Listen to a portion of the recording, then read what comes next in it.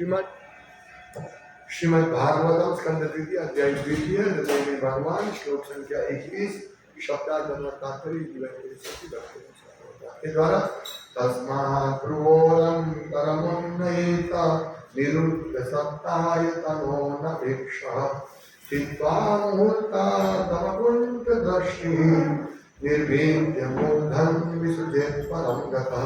शब्द तस्मात् वहाँ से भ्रूमोह के अंतरम बीच में उन्नयन ले जाना चाहिए निरुद्ध रोककर सप्त सात आयतन प्राणवायु के बहिर्द्वार अनपेक्ष समस्त भौतिक भोग से स्वतंत्र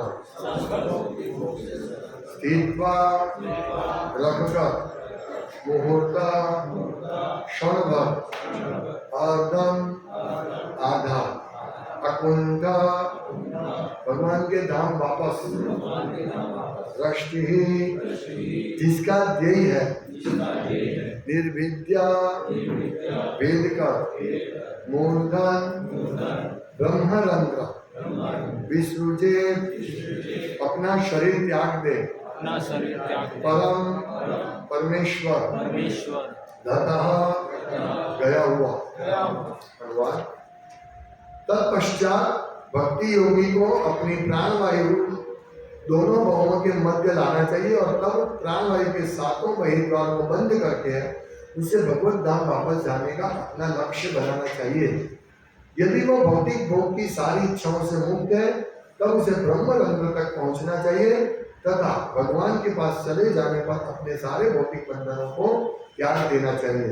तात्पर्य यहाँ पर सारे भौतिक बंधनों को त्यागने और अपने घर भगवत धाम वापस जाने की विधि संस्तुत की गई है। इसकी शर्त यह है कि मनुष्य को पहले भौतिक भोग की इच्छा से पूरी तरह मुक्त हो जाना चाहिए। आयु तथा इंद्र वृत्ति की मात्रा के अनुसार भौतिक भोग की कई कोटियां हैं। भगवत गीता में सबसे अधिक जीवनावधि तक इंद्रिय भोग के सर्वोच्च धरातल का उल्लेख हुआ है। ये सारे के सारे भौतिक भोग हैं और मनुष्य को यह भली भांति समझ लेना चाहिए कि उसे ब्रह्मलोक तक की इतनी दीर्घ आयु की भी आवश्यकता नहीं होती। उसे भगवत धाम वापस लौटने ही होगा। उसे अत्यधिक भौतिक सुविधाओं से आकृष्ट नहीं होना चाहिए। भगवत गीता दूसरे अध्याय के 49वें श्लोक में कहा गया है कि ऐसी भौतिक विरक्ति कभी प्राप्त की जा सकती है जब मनुष्य जीवन की परम संगति से परिचित हो जाए। परम दृष्ट्वा निवर्तते। जब तक मनुष्य आध्यात्मिक जीवन की प्रकृति को पूरी तरह नहीं समझ लेता तब तक वह मुक्त नहीं हो सकता। निर्विशेषवादियों की एक श्रेणी द्वारा प्रचार करना कि आध्यात्मिक जीवन सभी प्रकार की विविधता से शून्य है, घातक है और जीवों को बहकाकर अधिक भौतिक भोग की ओर ले जाने वाला है। फलस्वरूप अल्पज्ञ लोगों को परम या परमेश्वर की कोई धारणा नहीं हो पाती। वे अपने आप को ब्रह्म सिद्ध जीव कहकर भले ही मन को भला लें किंतु वे नाना प्रकार के भौतिक भोगों से चिपक रहना चाहता है। ऐसे अल्पज्ञों के पास परम की कोई अवधारणा नहीं हो सकती। जैसा कि इस श्लोक में बताया गया है, अतएव वे परमेश्वर के पास नहीं पहुंच पाते। भक्तों को आध्यात्मिक जगत भगवान तथा वैकुंठ लोक कहलाने वाले असीम लोकों में उनकी दिव्य संगति का पूरा ज्ञान रहता है। यहाँ पर अकुंठ दृष्टि का उल्लेख हुआ है।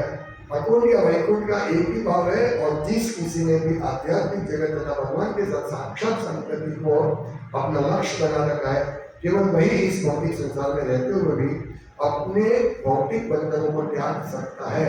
यह परम शब्द तथा भगवद गीता में कई स्थानों पर आया परम धाम शब्द एक ही है। जो भी परम धाम को जाता है वह कभी इस भौतिक जगत में लौट कर नहीं आता। ऐसी मुक्ति भौतिक जगत के सर्वोच्च लोक को प्राप्त करने पर भी नहीं मिल सकती। प्राणवायु 7 छिद्रों द्वारा निकलती है। ये है 2 आंखें, 2 नथुने, 2 कान तथा 1 मुंह। सामान्यतः मनुष्य की मृत्यु के समय यह वायु मुंह से होकर निकलती है। किंतु जैसा कि ऊपर कहा जा चुका है, जो योगी प्राणवायु को अच्छी तरह से वश में करता है, वह सिर में ब्रह्मरंध्र को भेद करके प्राणवायु का त्याग करता है। अतएव योगी उपर्युक्त सातों चीजों को बंद कर देता है, जिससे प्राणवायु सहज ब्रह्मरंध्र से होकर फूट निकले। यह महान भक्त के भौतिक बंधन त्यागने का निश्चित चिन्ह है। ओम ज्ञान तिमिरान्धस्य ज्ञानञ्जनशलाकया चक्षुरुन्मिलितं येन तस्मै श्रीगुरुवे नमः। श्री चैतन्य मनोभीष्टं स्थापितं येन भूतले स्वयं रूपकदा मह्यं ददाति स्वपदान्तं। वन्द्यहं श्रीगुरुं श्रीमूर्तिकमलं श्रीगुरुवैष्णवांश्च श्रीरूपं साग्रजातं सागररघुनाथान्वितं तं सजीवं साद्वैतं सावधूतं परिजनसहितं कृष्णचैतन्यदेवं श्री राधा कृष्ण राधां सहगणललिता श्री शाखान्वितांश्च। हरे कृष्णा कृष्णा कृष्णा हरे हरे, हरे राम राम राम हरे हरे। हरे कृष्णा। ये अध्याय में सुखदेव गोस्वामी योग अष्टांग योग की विधि बता रहे और क्या क्या करना चाहिए उसके बता रहे। और इस श्लोक में अंतिम योगी का अंतिम लक्ष्य क्या है वो दिखाया गया है। उनको परम ईश्वर का और परम धाम का चिंतन करते हुए प्राण को त्यागना है। ये विधि कठिन है, क्योंकि प्राण को जो हमारे नाभि में रहते हैं वहां से उसको उठा के, उससे पहले सातों द्वार जहां से वायु प्राण निकल सकता है, प्राणवायु निकल सकता है, आंख, कान, मुंह, नसकोरा, गुदा और जनेंद्रिय, ये 7 द्वार है। हम पुरंजन यानी शरीर है, और शरीर ये हम किले में रहते हैं, ये पुरंजन नाम का शहर में हम रहते हैं, और इसके 7 दरवाजे हैं, जैसे लाल दरवाजा, कतारगाम दरवाजा, दिल्ली गेट। हाँ, ये जो शहर के 7 दरवाजे होते हैं, मतलब अनेक दरवाजे होते हैं, यहाँ से अलग अलग जगह जाते हैं लोग। तो हमको लाल दरवाजा से हम यहाँ जा सकते हैं अपने इधर अहमदाबाद की ओर, और इधर का और दरवाजे सहारा दरवाजा या उधना दरवाजा से हम बॉम्बे जा सकते हैं। इस प्रकार अलग अलग दरवाजे, हमारा ये शरीर है और इसके अलग अलग दरवाजे हैं। हाँ? लेकिन यहाँ संस्कृति के सब दरवाजे बंद करके, क्या लिखा है, प्राणवायु के 7 बहिर्द्वार को बंद करके और प्राण को उठा के हृदय या नाभि में प्राण हमारा रहता है, वहां से उठा के धीरे धीरे नाभि से उदर में से हृदय में 6 चक्र है, वो प्राण को वहां से उठा के उदर में से तालवा में से इधर और इधर लाके ब्रह्मरंध्र से निकालना है। ये संस्कृति के तो प्राणवायु को 7 बहिर्द्वार से बंद करके उसे भगवत धाम ले जाने का अपना लक्ष्य बनाना चाहिए। लक्ष्य क्या होना चाहिए? भगवत धाम। नहीं तो क्या होता है कि यदि भक्ति योगी या आध्यात्मिक योगी, ये अष्टांग योगी, ये अभी प्राणवायु को त्यागने के समय भौतिक चिंतन करता है, तो उसको इसी भौतिक जगत में रहना पड़ेगा, वो ब्रह्मलोक तक जा सकता है। अभी इसमें आगे आएगा कि किस प्रकार ब्रह्मलोक में 3 प्रकार के लोग जाते हैं, उसमें आगे आएगा, हम उस टाइम चर्चा करेंगे। लेकिन यह मुख्य पॉइंट क्या है, प्रभुपाद लिखते कि यहाँ भगवत धाम जाने की विधि बताई गई है, संस्तुति की गई है, भगवत धाम वापस जाने की विधि संस्तुत की गई है। तो उसमें मुख्य क्या है? यहाँ लिखा है यदि वो भौतिक भोग की सारी इच्छाओं से मुक्त है, तब उसे ब्रह्मरंध्र तक पहुंचना चाहिए। यदि इच्छा है तो वो ब्रह्मरंध्र से पहुंचकर फिर इस भौतिक जगत में चला जाएगा, वहां से देह त्याग करके। यहाँ ब्रह्मरंध्र रहता है, ब्रह्मरंध्र। इन प्रभुपाद क्या कहते हैं कि भगवत धाम जाने की विधि है, उसकी शर्त क्या है? वो शर्त है मनुष्य को पहले भौतिक भोग की इच्छा से पूरी तरह मुक्त हो जाना चाहिए। ये महत्वपूर्ण है, इसीलिए हम लोग इसको ज्यादा जोर देते हैं, भौतिक इंद्रिय तृप्ति को ज्यादा जोर देते हैं कि किस प्रकार से उसमें से मुक्त हो जाए। तो इसमें मुक्त होने से पहले इसको समझना चाहिए भौतिक भोग क्या क्या है। हम जो भौतिक भोग इधर भुगत रहे हैं वो तो तुच्छ भोग है, तुच्छ भोग, सबसे तुच्छ, सबसे तुच्छ भोग भुगत रहे हैं। लेकिन उसकी उच्च श्रेणी का वर्णन भगवत गीता में किया गया है। यहाँ लिखा है कि त्रैविदा नाम सोमपा पुता, जो वेदों का अध्ययन करते थे, सोमरस का पान करते हैं, स्वर्ग की प्राप्ति की गवेषणा करते हैं, पर अप्रत्यक्ष रूप में मेरी पूजा है तो स्वर्ग जाने का। प्रभुपाद लिखते हैं कि इस श्लोक में भगवत गीता में सबसे अधिक जीवन अवधि तक इंद्रियों के सर्वोच्च धरातल का उल्लेख हुआ है। लेकिन ये सारे के सारे भौतिक भोग है और मनुष्य को यह भली भांति समझ लेना चाहिए कि उसे ब्रह्म लोक तक की इतनी दीर्घ आयु की भी आवश्यकता नहीं होती। यानी हम सोचते हैं सुखी होना है, इंद्रिय तृप्ति करो बस। हमारा इतना दृष्टि इतनी सीमित है, हमारी बहुत सीमित है।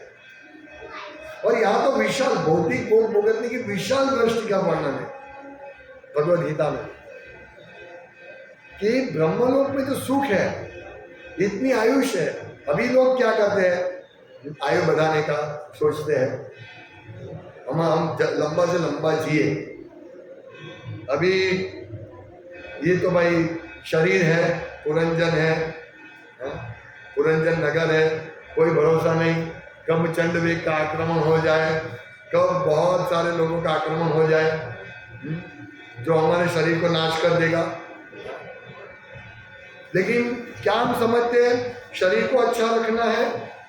और अभी हमारा कॉन्सेप्ट क्या होता है कि शरीर में कुछ तकलीफ होती है तो हमारा पहला ध्यान किधर जाता है मालूम है?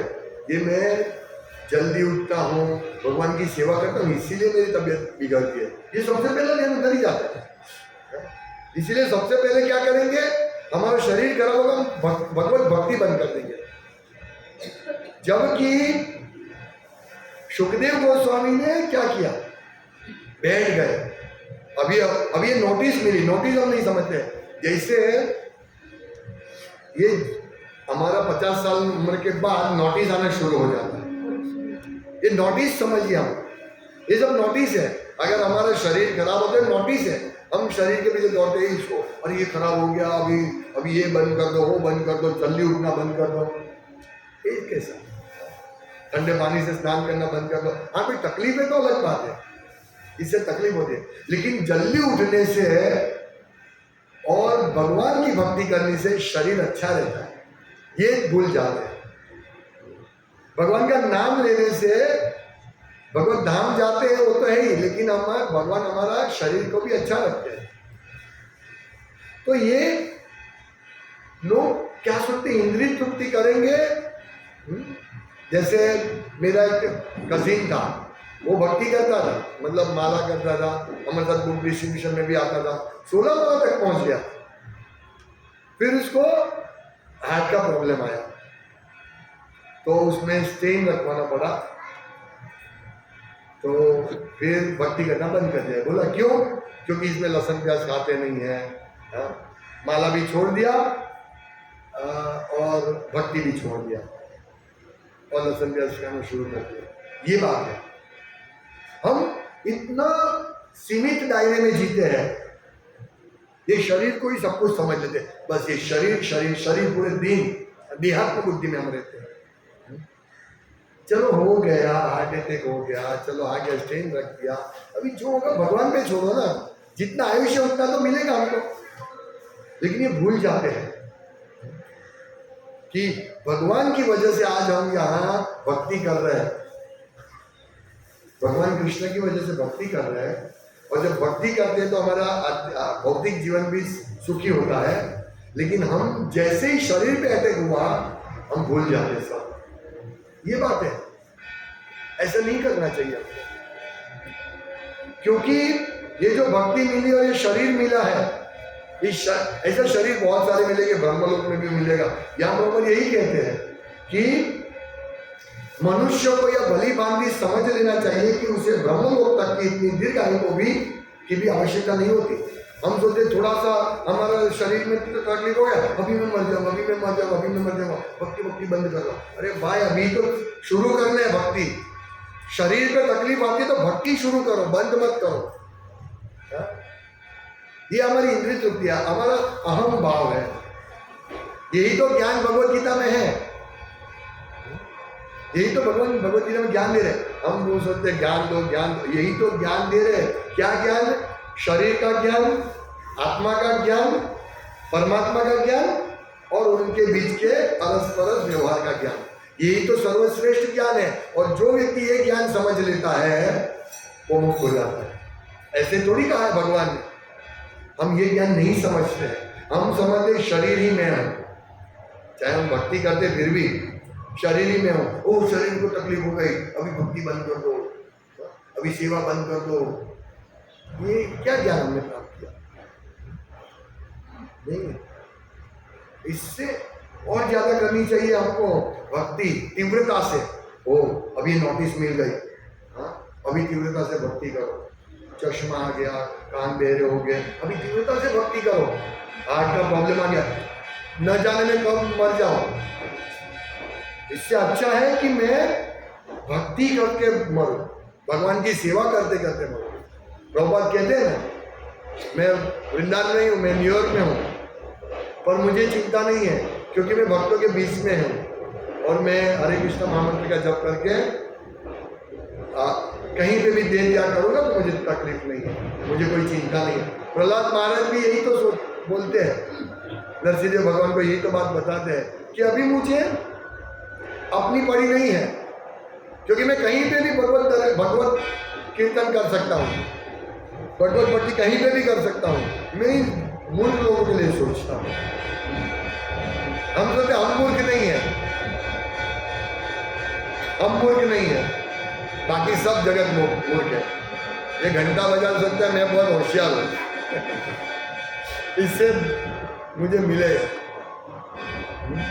वास्तव में हम हमेशा अहम ममेती में ऐसे सोचते मैं बहुत अच्छा हूं, बाकी सब खराब है। ये हमें ये लेवल से निकलना है, बाहर निकलना है। ये देहात्म बुद्धि है। हमें शरीर का जतन, अच्छी तरह उसको मेकअप करना, अच्छा बाल सजाना, अच्छा ये सब करना। शरीर को थोड़ा भी तकलीफ होता है, शरीर को संभालो, भक्ति मत संभालो, ऐसा नहीं।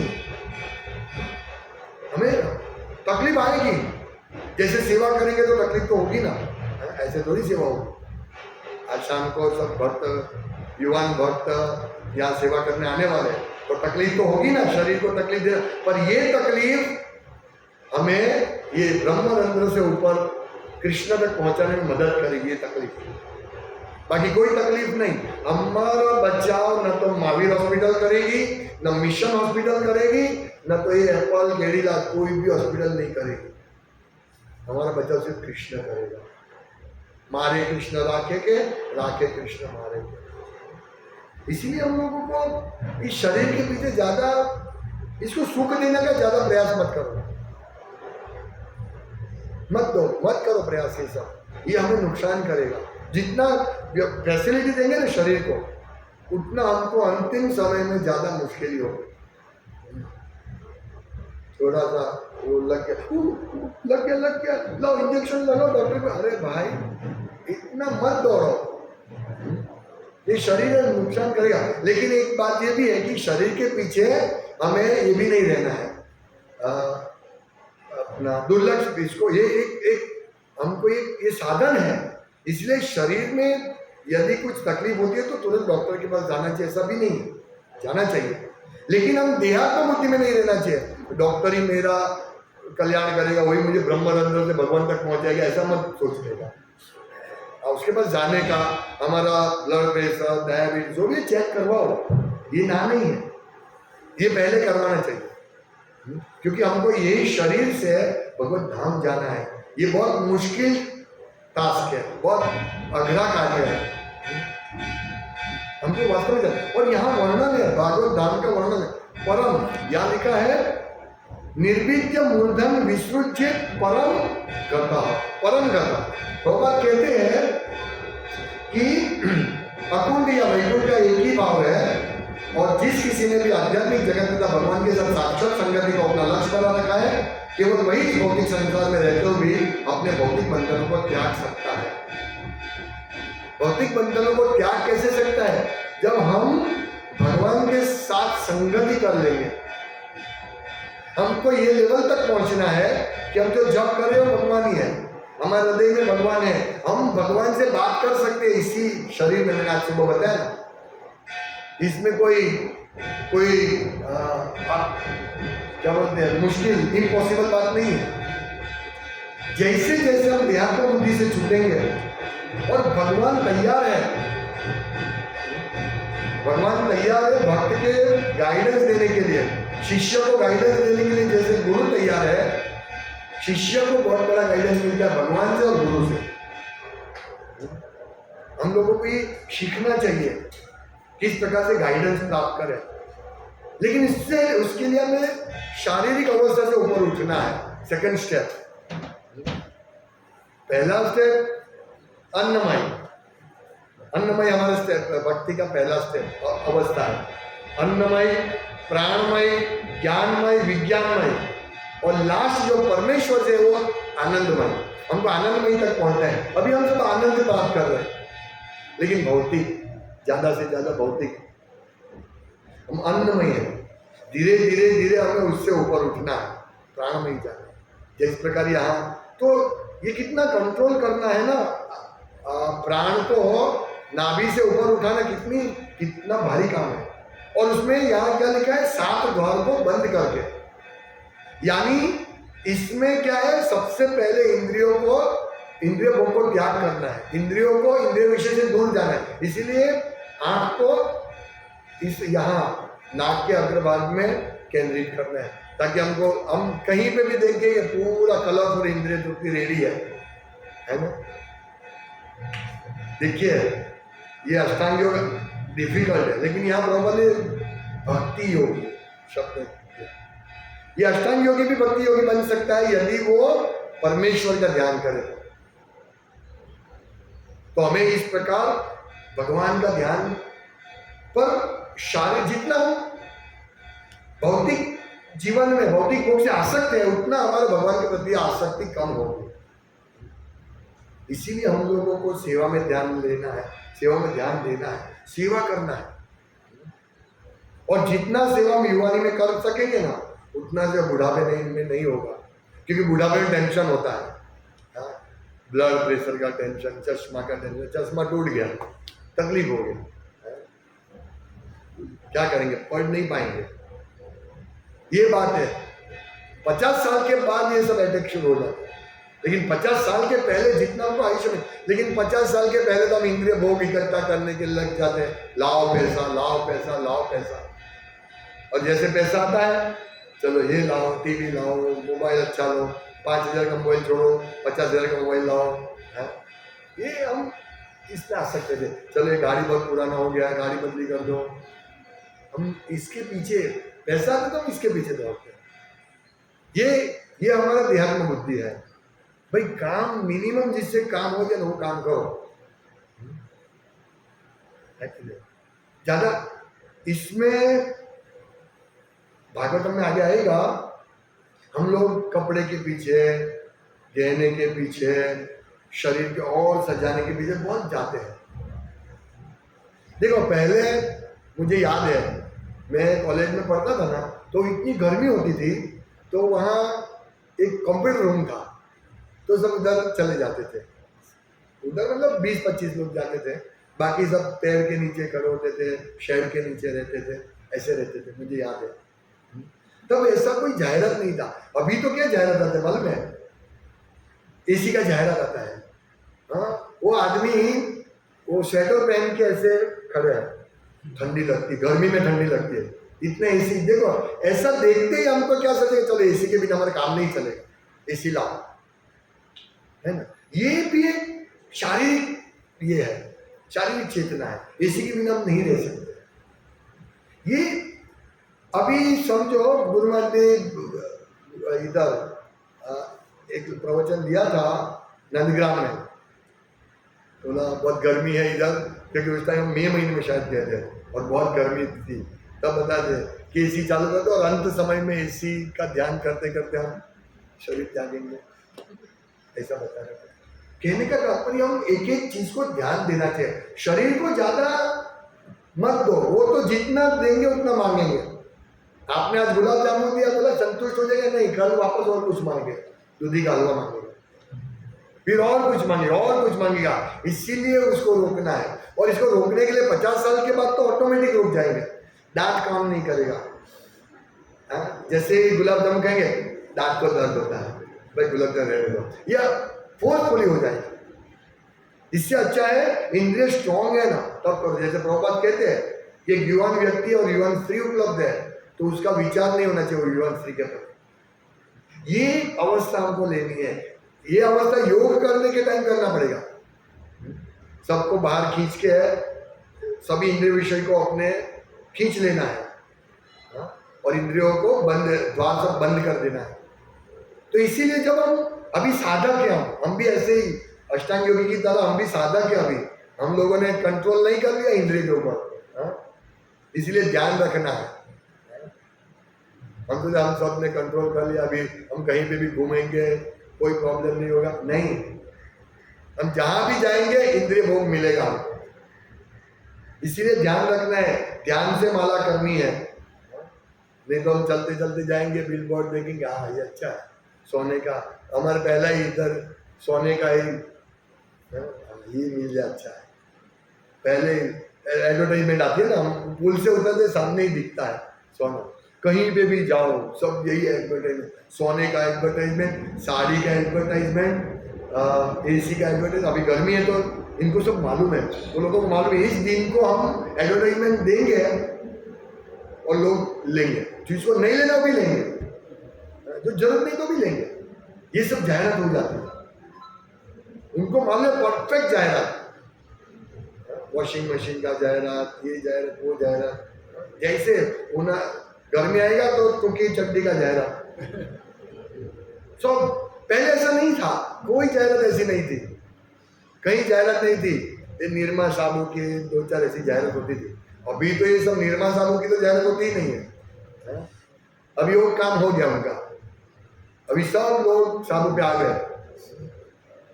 और तो लक्ष्य साबु 100 रुपये का साबु, आप गोरे हो जाएंगे, वो भी गोरे नहीं होंगे। नहीं तो अफ्रीका वाले अभी गोरे होते ही गए, ऐसे थोड़ी गोरे होते हैं, ये सब बनावट है। भाई गर्मी में आपको ठंड होगी, बहुत ठंड लगेगी, हाँ ये अच्छा है। अभी गर्मी चलती है, कोको कोला की जाहिरात, और हम जा रहे हैं, हाँ बहुत प्यास लगी है, बहुत प्यास लगी, कोको कोला पियो। पहले ऐसा नहीं था, पहले पानी की लारी होती थी, ऐसे पंप मार के 5 पैसे का ग्लास दे देते थे, पी लेते थे। अभी तो कोको, अभी पानी की बोतल भी नहीं, कोको कोला, लिम्का पियो, प्यास बुझाओ। लेकिन लिम्का पीने से प्यास बढ़ती है, प्यास बुझती नहीं है। लेकिन उनकी जाहिर क्या, अभी देखो, अभी गर्मी ऐसा है कि ना लिम्का, ठंडी ठंडी लिम्का, लाइमन लेमन लिम्का, अरे नींबू पानी पियो ना, उससे अच्छा है। लेकिन नहीं, ये नींबू पानी है, ऐसी जाहिरात है। ये सब हमको उल्लू बनाते हैं स्पष्ट। जब हम भक्ति में आते तब हम समझ सकते हैं ये उल्लू, सीधा उल्लू बना रहा है। हम पहले कहते हैं कोई उल्लू बना दिया, हमने कान में कोई कड़ी नहीं पहन के रखी है, उल्लू बनाते हमको। ऐसे हम सब उल्लू बन जाते हैं बिना कड़ी, कुछ भी देखते ये लाओ। पहले ऐसा नहीं था, कोई, मैंने तो कभी देखी नहीं इतनी सोने की जाहिरात, कंगन की जाहिरात, लेडीज आते हैं एक ब्रेसलेट, ये सब जाहिरात, नेकलेस जाहिरात, ब्रेसलेट की जाहिरात, कपड़े पहनने की जाहिरात। क्या है, कितना अच्छा, हमारे भक्त कितने अच्छे दिखते हैं, पीली ब्लू धोती, कितना सुंदर दिखता है। वो छोड़ के ऐसे कपड़े पहनते हैं बागरी जैसे, वो जाहिरात आती है ऐसे, बाल ऐसे, लोगों को ये अच्छा लगता है। ये कितना सुंदर लगता है, निर्मल वातावरण लगता है ना। धोती पहनो, साड़ी पहनो, ये सब पहनो। अभी गाउन पहनते हैं लेडीज लोग, छोटे छोटे वस्त्र पहनते हैं, उसको एडवांस मानते हैं। गर्मी में छोटी चड्डी पहन के लड़कियां निकलती हैं और ठंडी में भी निकलती है ऐसे, अभी ये फैशन हो गई। हमको ये देहात्म बुद्धि से उठना है, क्योंकि स्पष्ट भगवान कहते हैं तान तितिक्षसो भारत, ये सब वेग को रोको, ठंडी गर्मी को सहन करो, सबको सहन करके आगे बढ़ो, तभी हम भगवत धाम, हमारा ध्येय क्या, हम ध्येय भूल जाते, ये बिलबोर्ड देख के हमारा जीवन का ध्येय भूल जाते हैं। क्या ध्येय हमारा? भगवत धाम जाना, back home, back to God है। हम ध्येय भूल जाते हैं और धीरे धीरे धीरे धीरे ऐसे देहात्म बुद्धि में फंस जाते हैं कि हम फिर हमको भक्ति करना मुश्किल हो जाएगा। इसलिए जो अवस्था मिली, सुबह जल्दी उठना फिर डिफिकल्ट हो जाएगा। ये मोबाइल की वजह से डिफिकल्ट होता है। सोता फिर जब में हम सो जाते हैं, जब करते टाइम भागवतम क्लास में सो जाते हैं, क्योंकि रात को लेट सोते हैं। क्यों लेट सोते? क्योंकि व्हाट्सएप देखते रहते हैं। देखते होंगे कृष्ण भजन, लेकिन हमको भी कृष्ण भजन दूसरे दिन करना है, वो तकलीफ हो जाएगी। ये सब सीखना है, हम देहात्म बुद्धि से कब निकलेंगे वो तो सोचो। निकलना है जल्दी। अब ये 5G आ गया, 1 सेकंड में कितना डाउनलोड हो जाता है मालूम नहीं। पूरा पिक्चर 10 पिक्चर 1 सेकंड में डाउनलोड हो जाए। देखो ये माया अलग अलग जाहिरात करके हमको ये करते हैं। सबसे पहला 5G आया, एयरटेल लाया, ये सब वो उसमें यश प्राप्त, यश मिलता है। सबसे पहले ब्रह्मरंध्र किसने त्याग किया? ब्रह्मरंध्र से वैकुंठ कौन गया? वो कॉम्पिटिशन हमारे भक्तों के बीच में होगी। सबसे पहले अच्छी माला कौन करता है? वो कॉम्पिटिशन होनी चाहिए हमारे भक्तों के बीच में। सबसे अच्छी माला कौन बनाता है? वो कॉम्पिटिशन होनी चाहिए। सबसे अच्छी सब्जी कौन कटिंग करता है? वो कॉम्पिटिशन होनी चाहिए। हाँ, सबसे अच्छा झाड़ू कौन मारता है? वो कॉम्पिटिशन होनी चाहिए। ये कॉम्पिटिशन, सबसे अच्छा भगवान को प्रसन्न कौन कर सकता है? ये कॉम्पिटिशन होनी चाहिए। बाकी ये सब कॉम्पिटिशन छोड़ो। सोना, कपड़ा, महंगे महंगी कार, घर, ये सब छोड़ो। कंपटीशन ऐसी करो कि भाई कौन जल्दी उठेगा, ये कंपटीशन होनी चाहिए। कितने बजे उठते हो? 3 बजे। हाँ, मैं भी 3 बजे उठूँ, 3:15 बजे उठूँ, ये कंपटीशन होनी चाहिए। हालांकि 3 बजे हर रोज उठना अभी ठीक है, 3:15 बजे संध्या पूरी महान निशा खत्म होती है, तो उससे पहले भी उठना थोड़ा अच्छा नहीं हेल्थ के लिए। लेकिन कहने का तात्पर्य हमको ये इसमें कंपटीशन होनी चाहिए। हाँ, मैं इससे इसके बाद सोना है तो मेरे पास इससे डबल सोना है, ऐसी कंपटीशन मत करो। ये 3 बजे, ये 3:15 बजे उठता है, मैं ये 3:15 बजे उठूँ, ये कंपटीशन अच्छी होगी। मैं 16 माला मंगला आरती से मतलब सुबह जल्दी कर लूँ 16 माला, लेकिन प्रोग्राम स्किप करके नहीं। यहाँ आरती चल रही है और मैं नीचे माला करूँ, ऐसे नहीं। जल्दी उठ के 16 माला, ये देखना। मेरी सेवा है तो सेवा छोड़ के मैं 16 माला करूँगी, ऐसा नहीं। सेवा करो, लेकिन कहने का तात्पर्य हमें 16 माला करने के प्रति आक्रोश होना चाहिए। तभी हमारा जीवन सफल होगा, हम भगवत धाम जा सकते हैं, वैकुंठ जा सकते हैं। और ये प्रभुपाद लिखते हैं, महान भक्त के भौतिक बंधन त्यागने का निश्चित चिन्ह है ब्रह्मरंध्र से त्याग करना। ये बहुत डिफिकल्ट है, लेकिन हमारे हाथ में शुद्ध भक्ति करना डिफिकल्ट है, लेकिन हमारे हाथ में इंद्रिय भोग को कम करके भगवान की सेवा, भक्तिमय सेवा ज्यादा करना ही हमारे हाथ में है। फिर रिजल्ट भगवान के हाथ में दे दो, फिर रिजल्ट भगवान के हाथ में दे दो। हमारा हाथ में क्या है? मंगला आरती, उठना, क्या हो नहीं हो एक अलग बात है। मंगला आरती के समय उठो, ब्रह्म मुहूर्त में उठो, मंगला आरती करो, जप करो, अच्छी तरह रीडिंग करो, प्रचार करो, ये सब हमारे हाथ में। जो हमारे हाथ में वो करो, सेवा करो, हमारे हाथ में जो सब करो, फिर रिजल्ट भगवान के ऊपर दे दो। ये जो प्रोसेस है अपने आप सब ठीक हो जाएगा। नहीं तो हम मुंह के द्वारा प्राण त्याग करेंगे मृत्यु के समय, तो हम भगवत धाम जाना मुश्किल हो सकता है। इसीलिए तैयारी करो। समय कितना है हमारे पास? 10, 20, 30, 40, 50 साल है। अभी इसी में हम इंद्रिय भोग के पीछे जाएंगे तो कब हम त्याग करेंगे भगवान का स्मरण करते हुए अपने शरीर को? कब तैयार होंगे? ये तैयारी है। इसीलिए हम सबको तैयार होना है, इंद्रिय तृप्ति को कम करके भगवान की भक्ति में सेवा को ज्यादा करके। हरे कृष्ण। श्रील प्रभुपाद की जय। श्रीमद् भागवतम की जय।